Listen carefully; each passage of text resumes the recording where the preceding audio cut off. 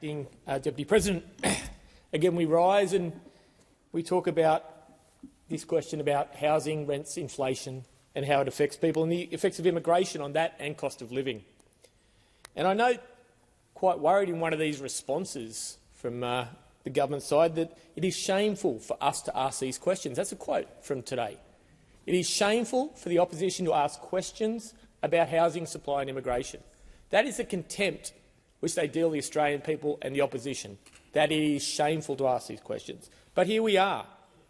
We are hearing that this housing fund, this nebulous $10 billion future fund, will present 30,000 homes over 5 years. My maths, not real great at maths, think I've got a B. That's about 6,000 a year. That's where I'm going.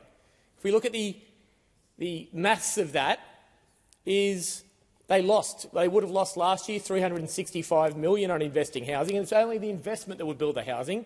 So how you build 6,000 homes for minus $365 million is a miracle to me.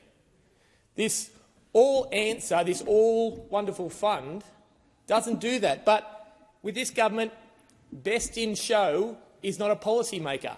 Best in show is not a minister. Best in show is a spin doctor. Because when we get here and we're talking about the growth of all these policies, what do you get when you have housing going through the roof, the cost of rental going through the roof, the cost of living going through the roof? The answer under this government is just add 715,000 more people. Now, I don't know where we come from, where we're going to build these 30,000 homes. Are they made out of Lego? Probably couldn't even afford that. But this policy comes from cloud-cuckoo-land. We have housing and rents going through the roof, so we'll just add 715,000 more people to the rental and housing accommodation. It doesn't make sense, but we're told this is what happens. And this is what we get time and time again with this government, is the absolute truth of what they're doing will fix everything. But will it? So many times we sit in here and we say, oh, this side voted against their energy relief package, but it got through. If energy prices aren't going down, it's not because of how we voted or they voted or whoever voted. It's because you haven't put the policies in to bring them down. You got your package through. It hasn't worked. Prices are still going up. And we're looking out there in the world.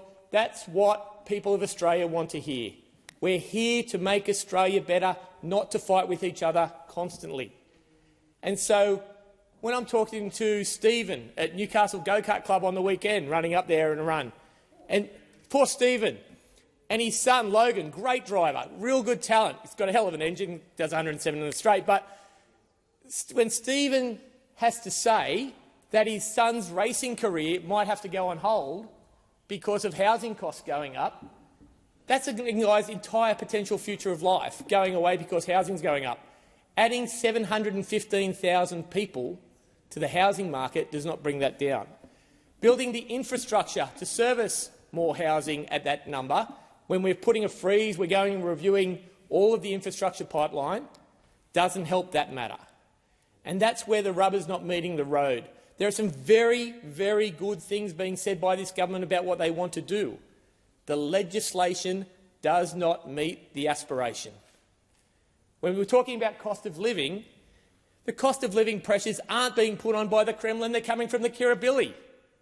They're not coming from Luhansk, they're coming from the Lodge. And to blame others is wrong. If there's only some mechanism government could have to work out where they're going to spend money for the next 12 months and 4 years and get together with some policies and come together one night, maybe a Tuesday in May, and say this is what we'll do to make things better, maybe call it a budget night.